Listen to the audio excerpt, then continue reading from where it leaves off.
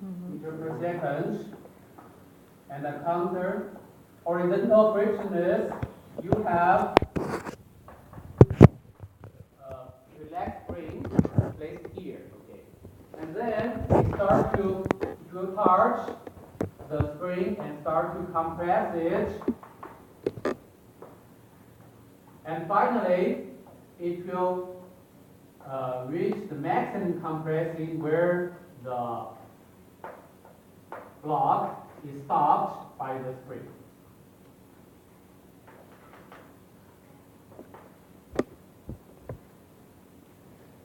Okay. So this is what happens with the process. So we want to find how far will the spring be compressed in stopping the box. Okay. So this is the relaxed length, this is compressed length to stop the box.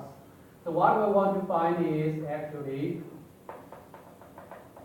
this compressing distance. Okay.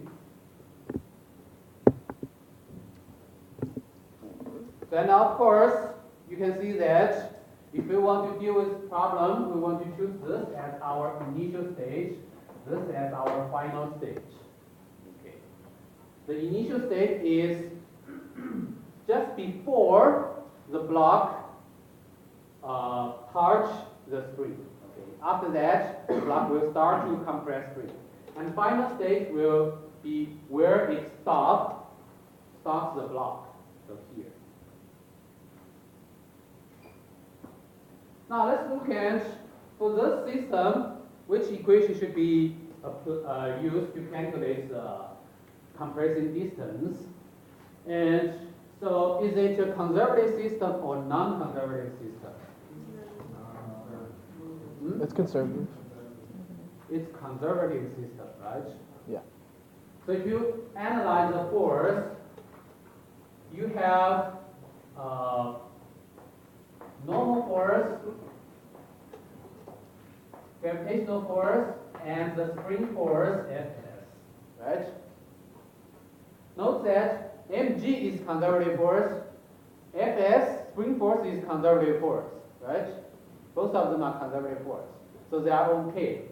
You do have a non-conservative force Wm, but we know that there is no work associated with normal force, because the normal force is perpendicular to the motion, right? Why is it conservative? Okay, so conservative force, a conservative system, you have to check the work done by the non-conservative force. There you have three forces, and only one is non-conservative force, normal force. But this normal force doesn't do any work. So the work done by non-conservative force equals to 0, right? Or unless you can tell me where you can find out any kind of non-conservative work. So we don't have friction. Friction is conservative. Okay? So, question? I was wondering why the spring had any force in the initial step, because you said it hadn't touched the spring yet. In step A, the initial, how you have a spring force? Okay, we consider the process in compressing. So during this compressing process, of course, you have the friction force, spring force. You said earlier it hadn't touched the spring yet. Yes, here it doesn't have. But once it starts touching, so we're considering the start process. We're talking about from here to here. We don't even consider this part when it's moving on freely on the surface. Okay. Okay. So this is our initial stage when it starts to compress the spring. Okay. Please note that our initial state is this one, not this one. How far away it's released from here doesn't matter, because during the whole motion from here to here, it's just a free motion, right? It's just a free frictionless surface, so the velocity will always be 5 meters per second there. Nothing happens there. So we consider when it starts to compress the spring, and then it stops here. Any question here? No. Okay, so again, I would emphasize when you charge the conservative system and non-conservative, basically you just want to look at work done by the non-conservative force. If you could find any work done by the non-conservative force, it's non-conservative system. If you cannot find any work done by the non-conservative system force, then it's conservative system. Okay, in this case, you couldn't find any work done by the non-conservative force. Question? What about the block pushing the spring? Is that a force on the spring? Wouldn't The that- block pushing the spring, but that's a force acted on the spring. It's not the force acting on the block. And by the way, this force is conservative. Think about that's the reaction of the spring force. So if the spring force is conservative, that reaction must be conservative too. Okay. Any other question?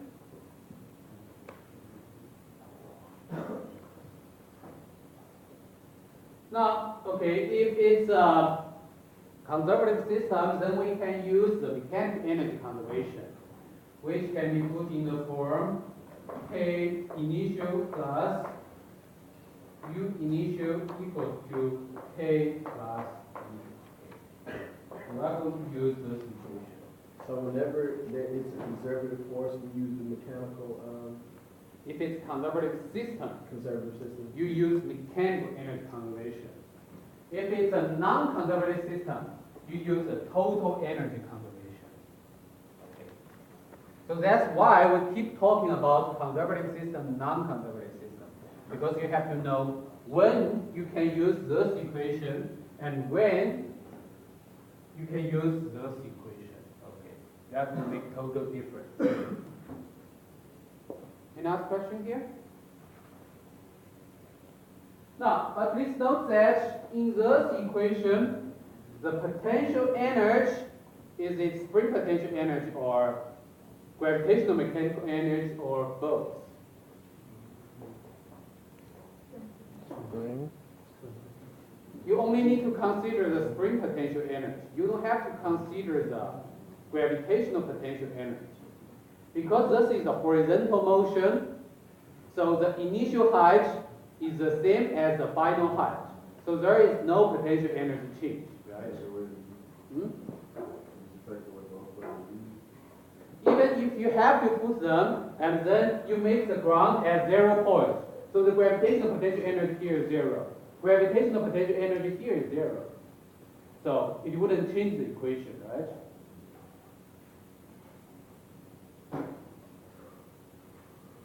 So let's write down the equation in, with the definition of this term. So you get 1/2 mv naught squared plus 1/2 kx squared, spring potential energy, okay, equal to 1/2 mv squared or x naught squared plus 1/2 k x squared.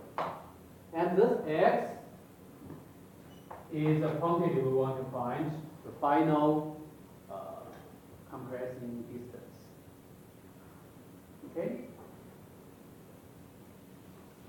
Now, what we are going to do, let's look at, do we have any zero term? Do we have any zero term? X naught. Okay, first, x naught is 0, so this term goes away.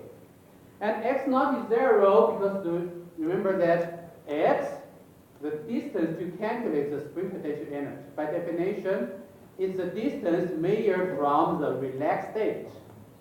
And our initial state, it is at the relaxed state.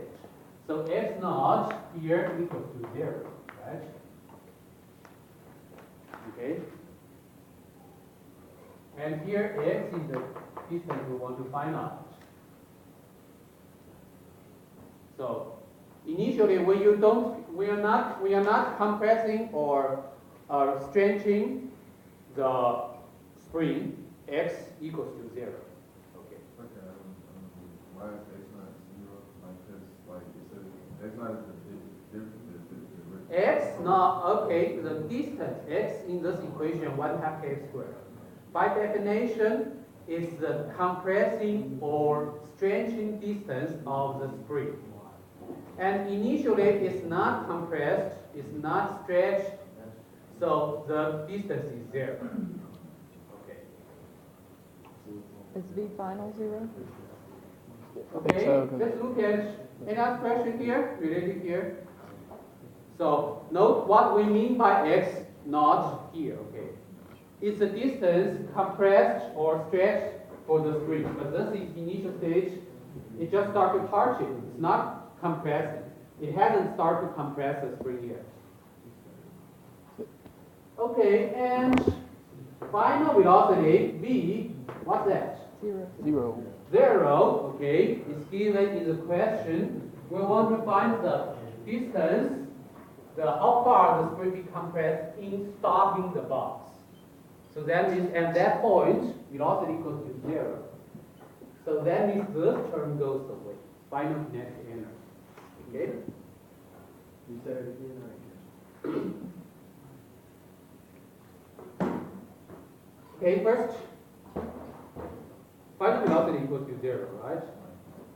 If final velocity equals to 0, of course, this term goes away. Right?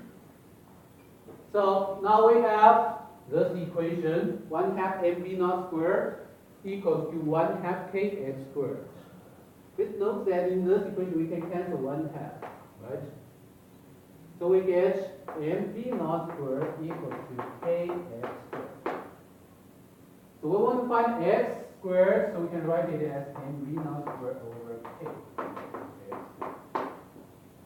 X equals to square root of this. And you can further simplify it, because here you have squared, you have square root, so it cancels, we have m over k squared multiplied by v naught on squared. And if you put the number, what is the mass? 2 kilogram, spring constant 100, and v naught 5. Okay, here v naught equals to 5 meters per second. So you can get something in meter. Any question here?